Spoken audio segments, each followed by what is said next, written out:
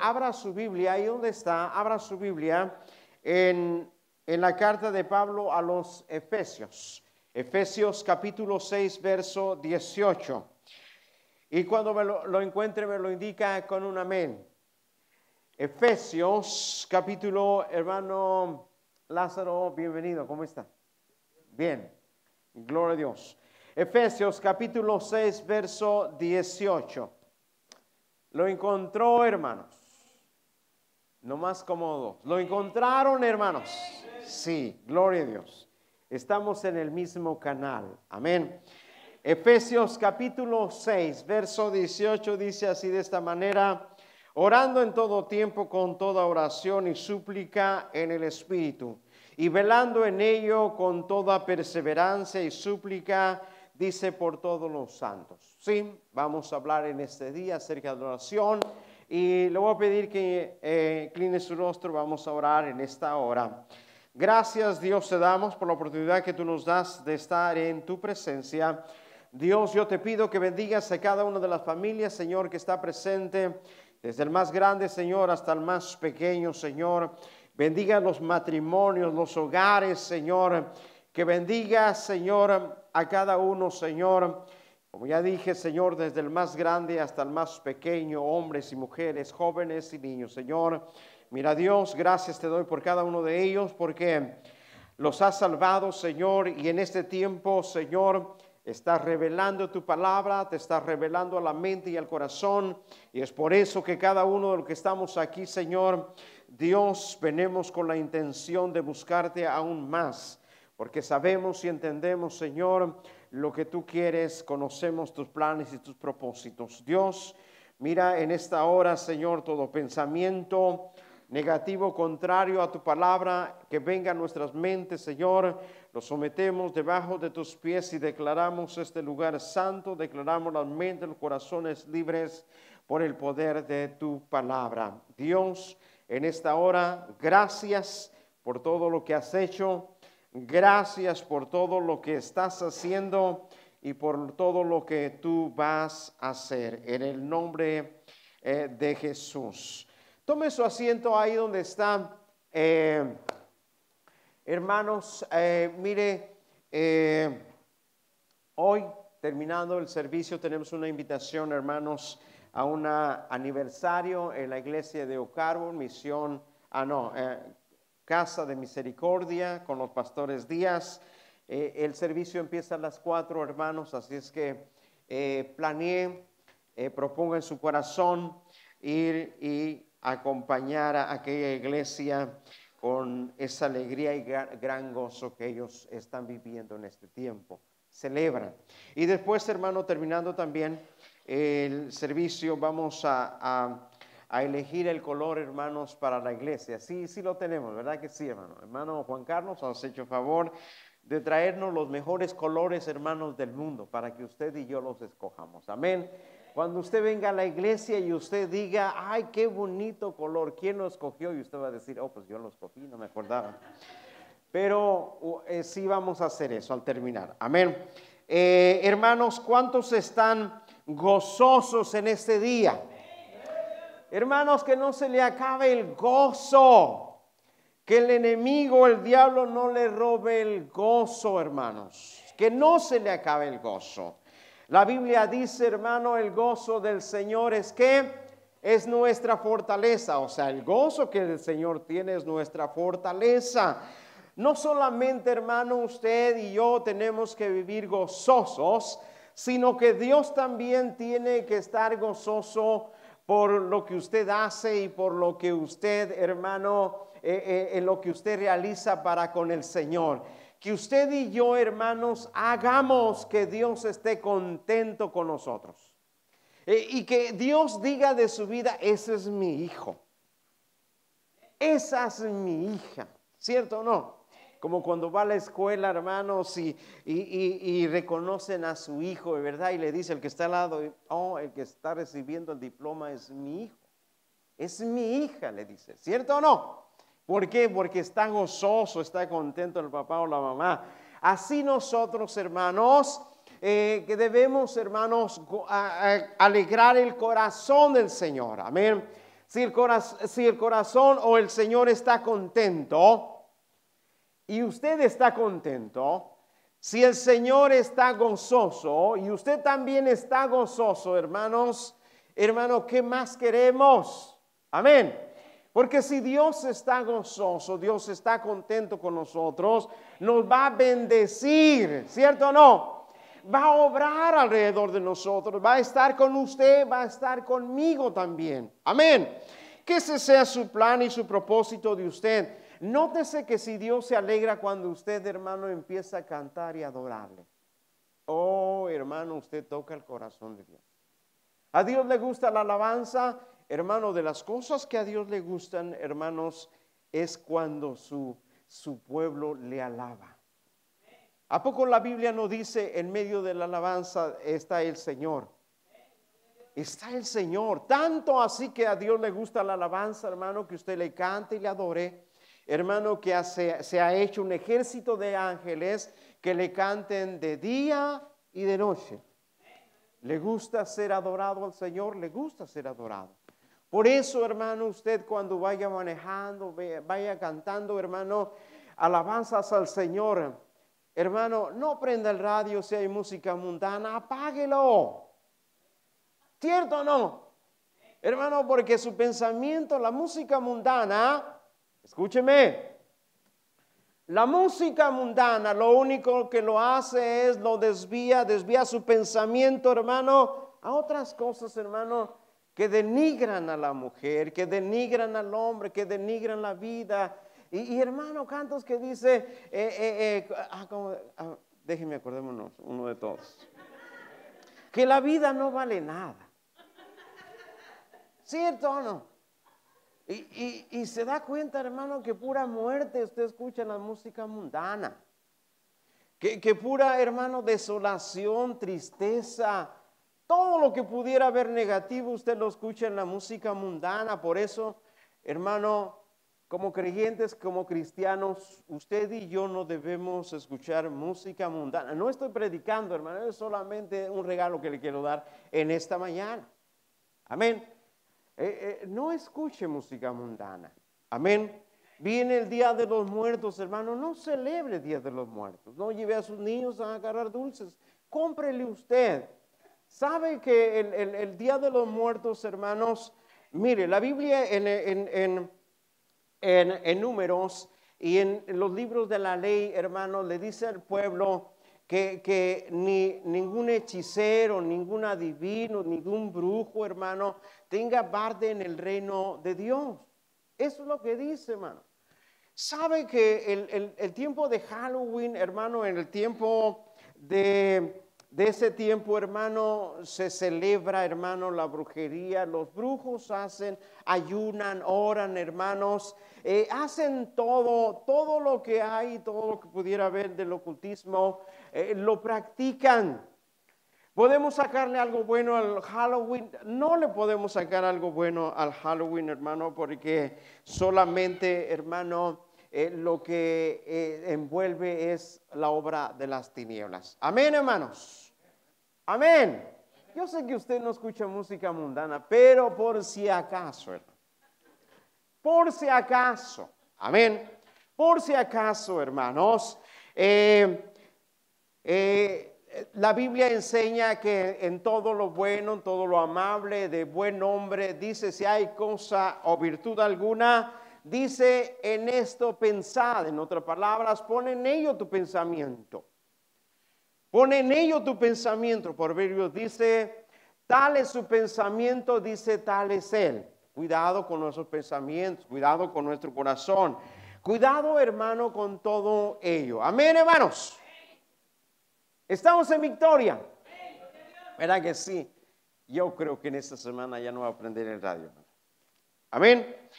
Quiero compartirles acerca, hermano, de Efesios capítulo 6, verso 18. Efesios, hermano, ¿quién eran los Efesios? Los Efesios, hermanos, era una iglesia, hermano, que estaba establecida por allá en Grecia.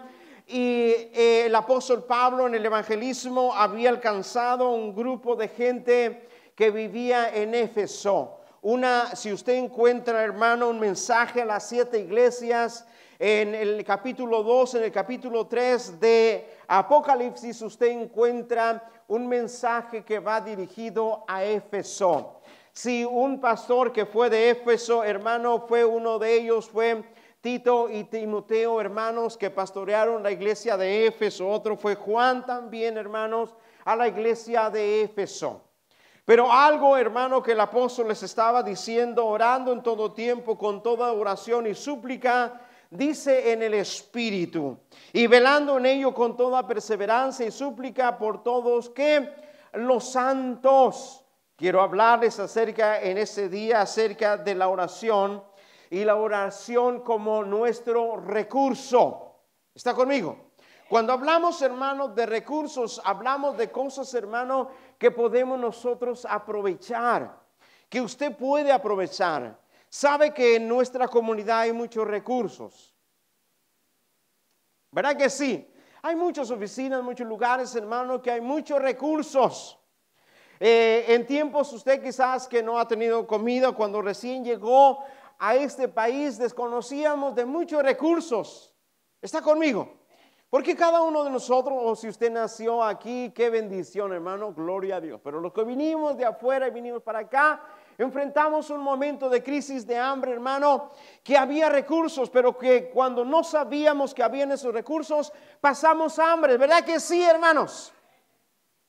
No más como 3. Los demás, gloria a Dios, tuvieron mucho. Amén, hermano.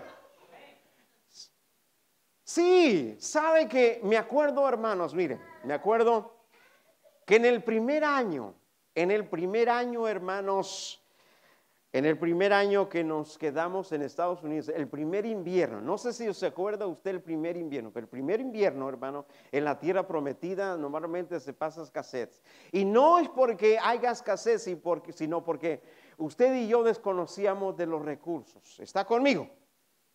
Desconocíamos los recursos.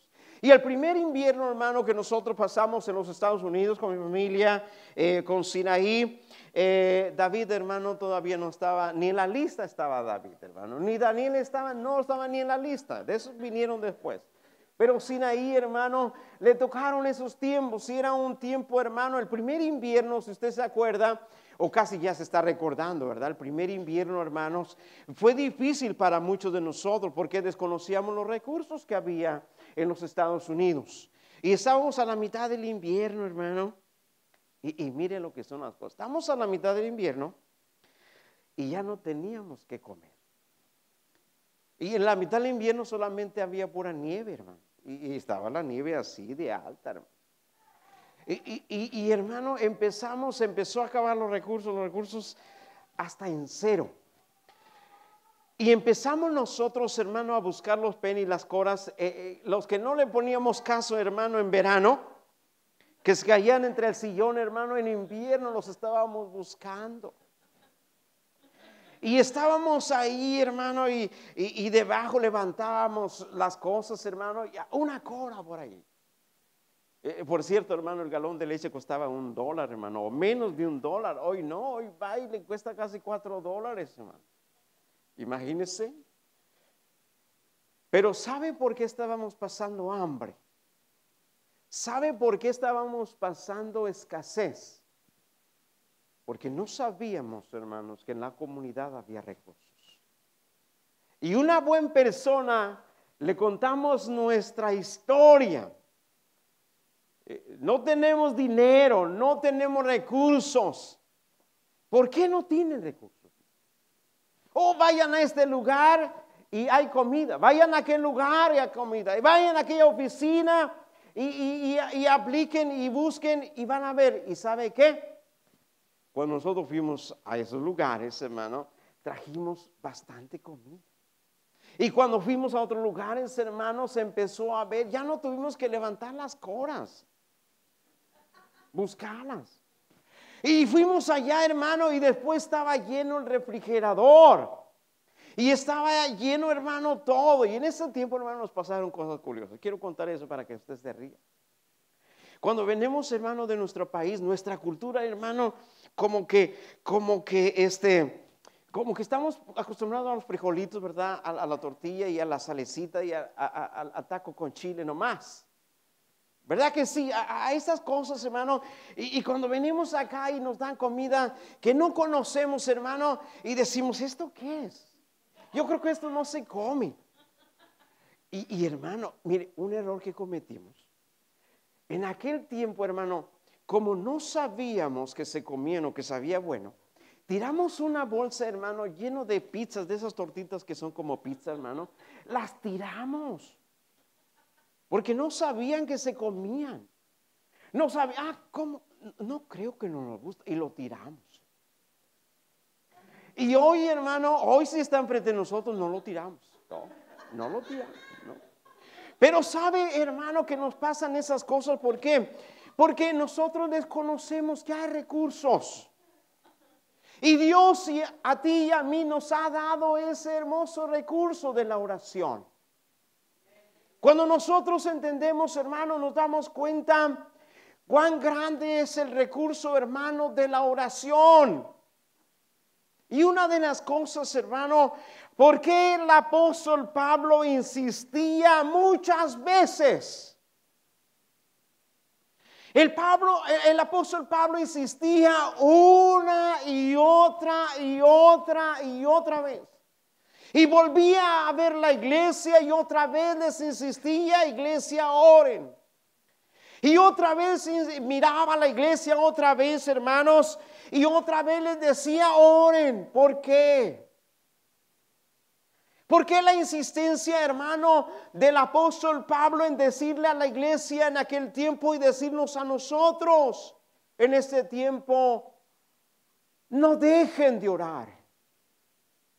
Así como nuestros padres o como nuestra madre o como tú cuando lo haces con alguien que tú quieres insistentemente que aquella persona no se le olvide de hacer lo que le va a bendecir, lo que le va a ayudar. Le decimos a los hijos, no dejes de hacer eso, no dejes de hacer aquello. Se cuenta, hermano, que una ocasión una madre le dio una Biblia a su hijo y ese hijo se fue y le dijo, hijo, ten la Biblia, llévatela y cuando tengas hambre, ábrela. Y aquel hijo empezó a pasar hambre, hermano, y se estaba muriendo de hambre, hermano. Pero aquella madre le dijo, cuando tengas hambre, abre la Biblia. Lo que no se dio cuenta es que la mamá le había puesto unos días 100 ahí, hermanos, para que comiera. Pero, ¿por qué insistimos? ¿Por qué insistimos? Porque insistimos nosotros, hermanos, porque sabemos que aquel que queremos o aquellos que queremos, hermanos, van a necesitar, van a pasar necesidades. Y lo que menos queremos, hermanos, es que alguien pase una necesidad, ¿cierto o no, hermanos? Insistimos muchas veces. Cuando alguien cerca de usted le dice, va a salir y le dice, llévate el suéter porque tal vez hace frío. Pero en ese momento hace calor. Llévate el suéter, llévate el suéter, llévate el suéter y no se lleva el suéter. Hermano, estamos en Washington. Hermana Norma, estamos en Washington. En Washington un día sale el sol, llueve y cae nieve. Todo el mismo día hace. ¿Me explico? Usted sale bien calientito y todo y ya pasaron 2 horas y después hace un frío que usted y yo no lo aguantamos.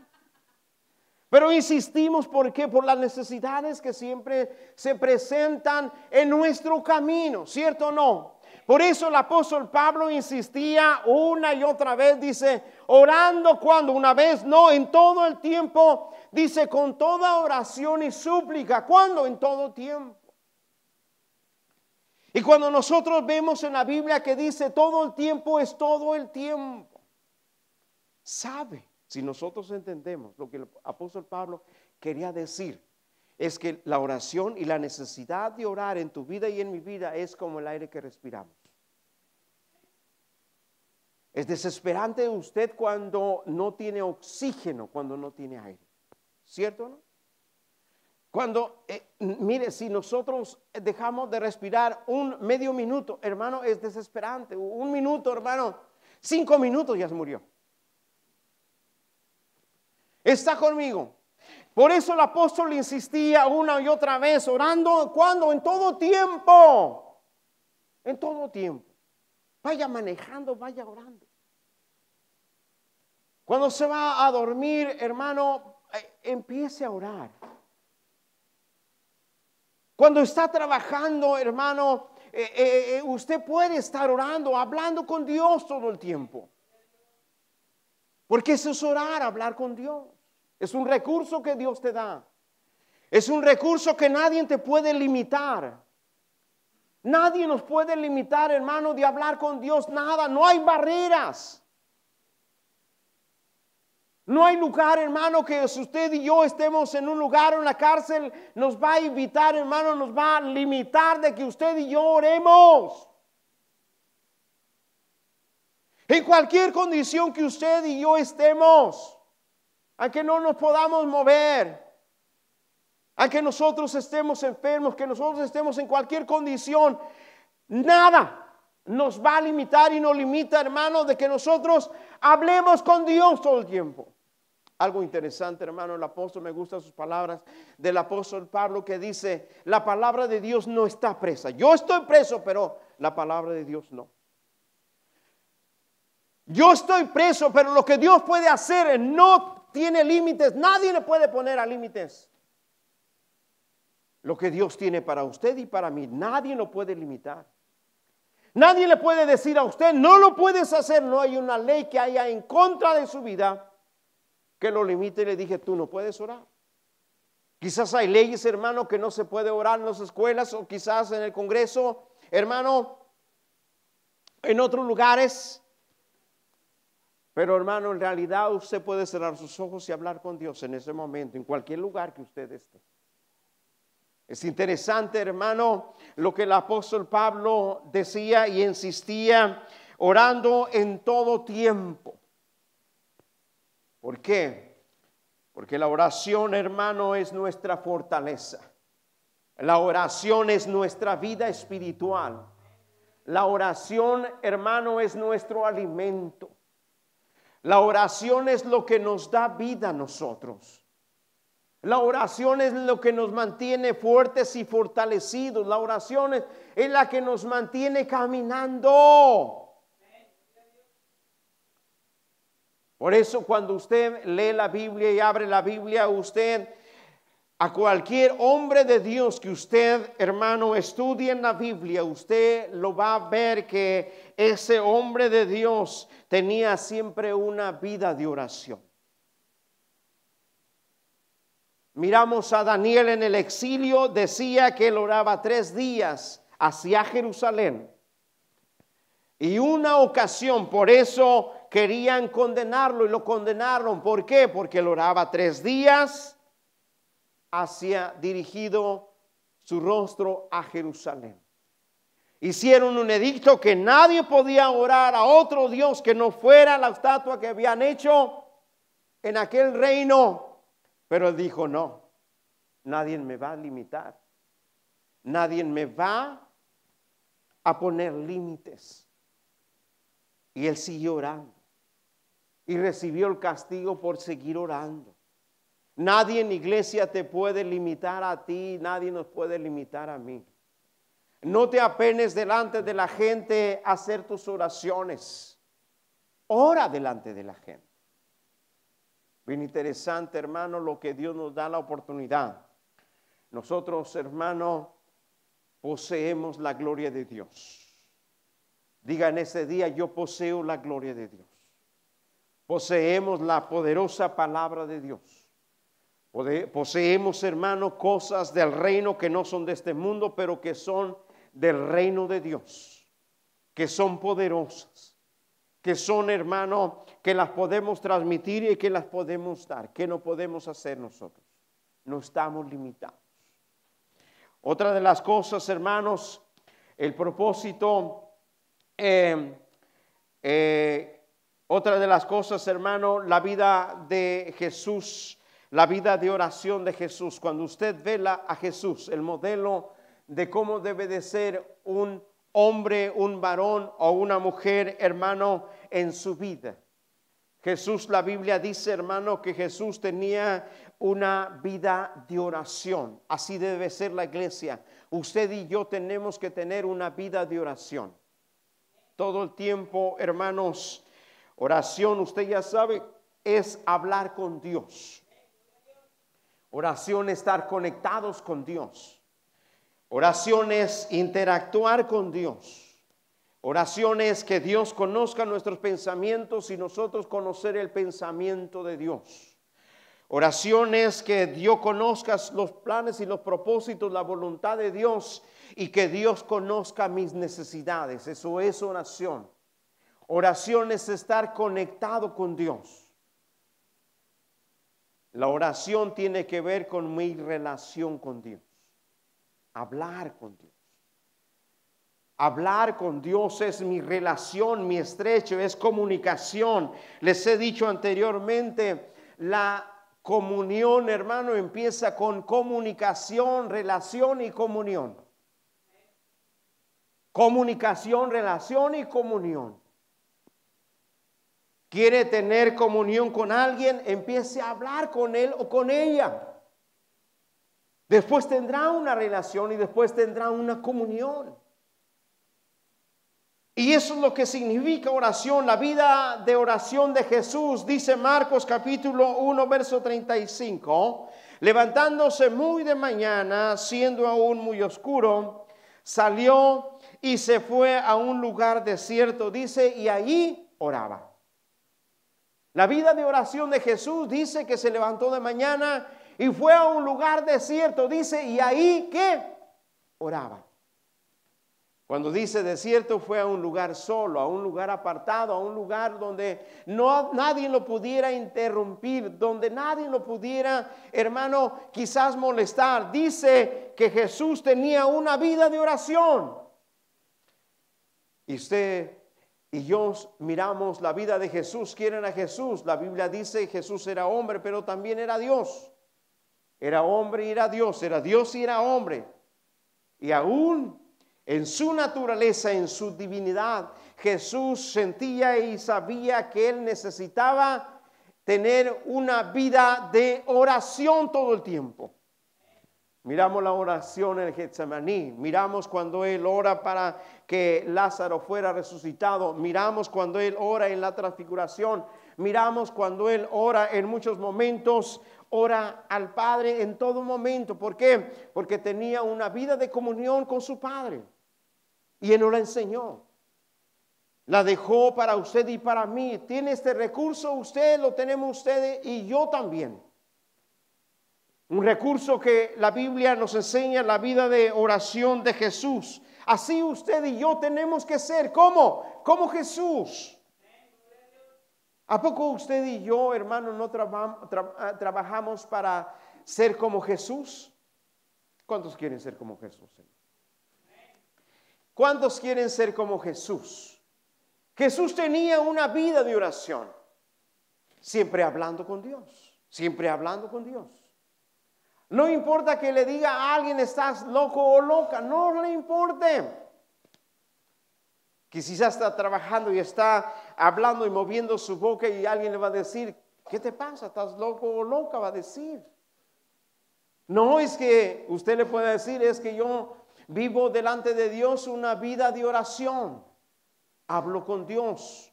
La gente le va a decir, ¿pero qué hablas con Dios? Usted dígale, yo tengo que comunicarle a Dios lo que yo siento y lo que yo quiero. Sabe que la oración no todo el tiempo, hermano, es hablar con Dios y decirle lo que necesitamos y lo que queremos. No es la oración nomás eso. La oración con Dios, hermano, no solamente es decirle qué es lo que necesitamos y pedirle. A veces pensamos, hermano, que Dios, hermano, en nuestra oración solamente es una alacena. Señor, dame, dime. En la oración a veces pensamos que Dios solamente está a la orden de lo que usted quiera. No. La oración tiene que ver con lo que usted está dispuesto a darle. La oración tiene que ver con lo que está dispuesto Dios a darle a usted.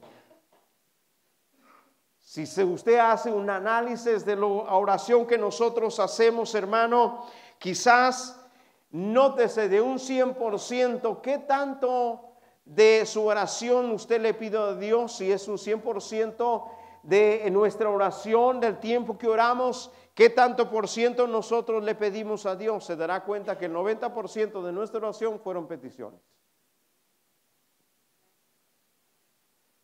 Fueron peticiones. ¿Por qué? Porque siempre, hermano, nosotros pensamos que nuestra oración solamente es pedirle a Dios. ¡No! En nuestra oración también es darle a Dios: Señor, ¿qué es lo que tú quieres de mí? Señor, perdóname. Señor, ¿qué es lo que tú estás esperando en este momento, en este tiempo de mí? Es un recurso. Es algo que Dios nos dio a través de su palabra. Ahora, el propósito de la oración. En todo el tiempo, hermano, el propósito de la oración, Santiago capítulo 5, el verso 15 dice así: la oración de fe salvará al enfermo. El propósito de la oración, sabemos que la oración es poderosa en todo momento. La oración es poderosa. Cuando hablamos con Dios, usted se vuelve un hombre y una mujer poderosa. Nos volvemos poderosos, una iglesia poderosa. Jesús dijo a sus discípulos: ese género de demonios no sale sino con oración y ayuno. ¿Cómo sale? Con oración. Nos volvemos poderosos usted y yo. El poder, sabe que un hombre que ora se vuelve poderoso. Una mujer que ora, una mujer de oración es una mujer poderosa. Un hombre que ora es un hombre poderoso. Santiago dice: la oración de fe salvará al enfermo.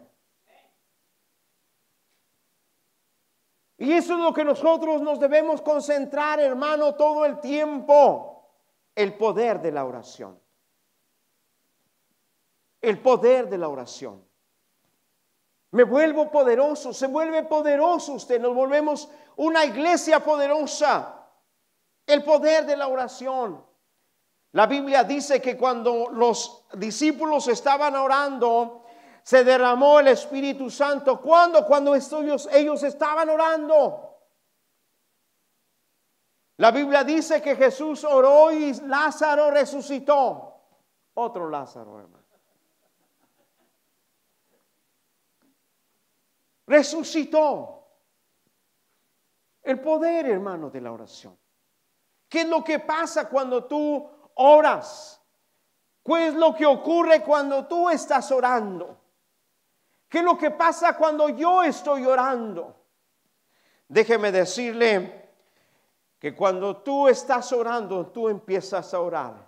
Déjeme decirle que Satanás le tiene miedo a un hombre que ora, a una mujer que ora. Satanás se atormenta cuando hay una iglesia que está orando.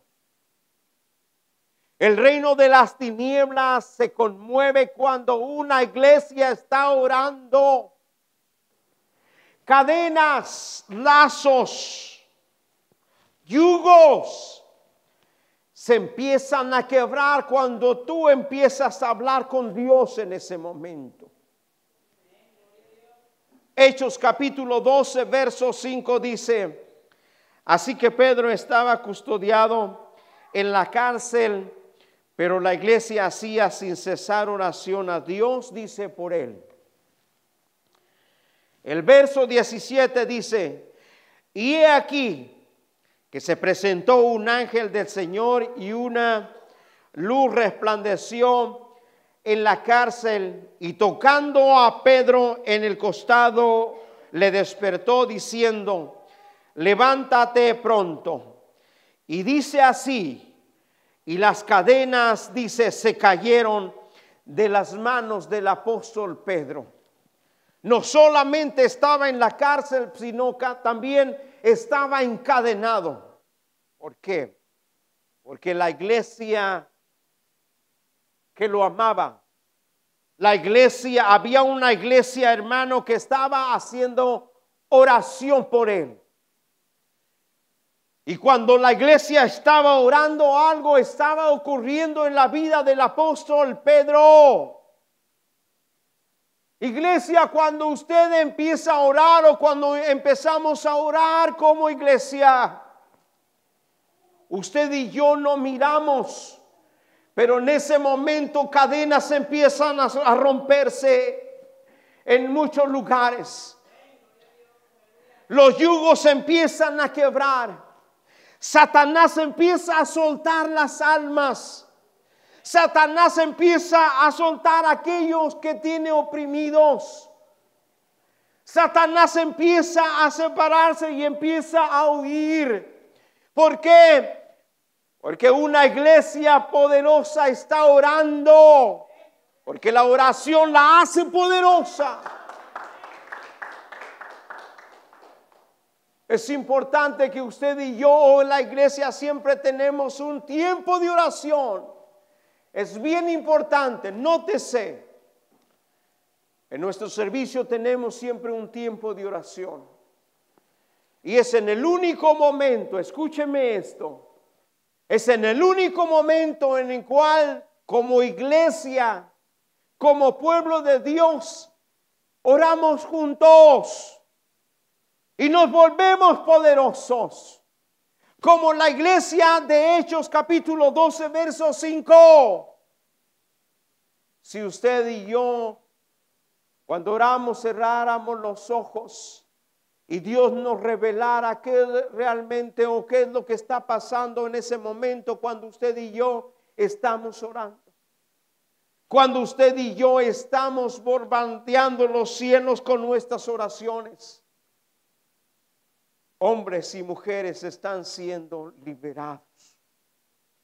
Los cuerpos están siendo sanados. Las puertas se están abriendo. Hombres y mujeres están siendo levantados en el poder del Espíritu. Hombres y mujeres están recibiendo nuevas oportunidades.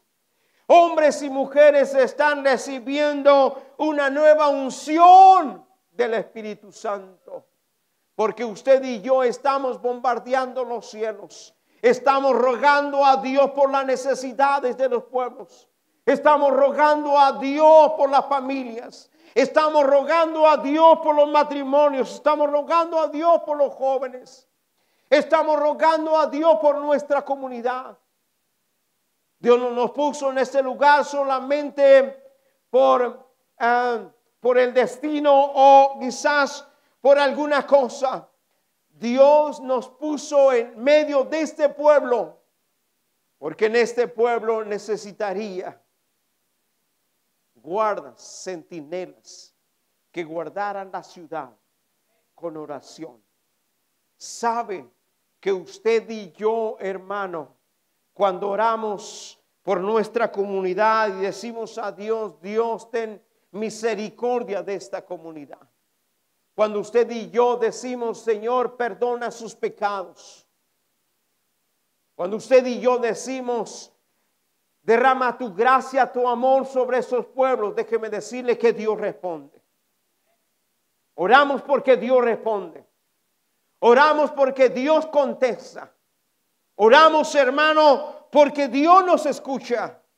Porque Él está ahí.